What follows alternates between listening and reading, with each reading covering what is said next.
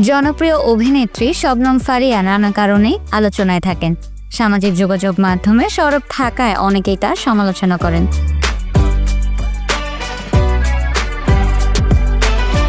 আবার নানা সময় ব্যক্তিগত সম্পর্ক ও নানা বিরূপ মন্তব্যের কারণে বিতর্কের মুখোমুখিও হয়েছেন তিনি।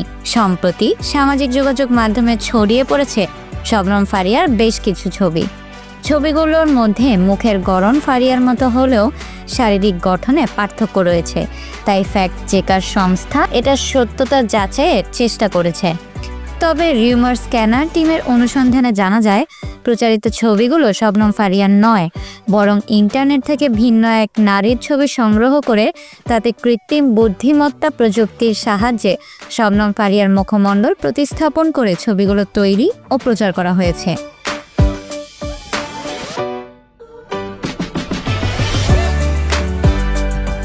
এই বিষয়ে অনুসন্ধানে নিজাল নান্দা নামের একটি ইনস্টাগ্রাম প্রোফাইলে গত 20 এপ্রিল প্রকাশিত ছবির সঙ্গে আলোচিত দাবিতে প্রচারিত ছবিগুলোর উল্লেখযোগ্য সাদৃশ্য পরিলক্ষিত হয়।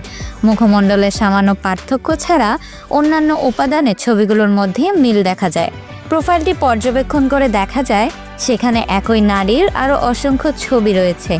বায়োতে তিনি নিজেকে একজন অভিনেত্রী হিসেবে পরিচয় দিয়েছেন, অর্থাৎ ইন্টারনেট থেকে ওই নারীর ছবি সংগ্রহ, তাতে এআই প্রযুক্তির মাধ্যমে শবনম ফারিয়ার মুখমণ্ডল বসানো হয়েছে।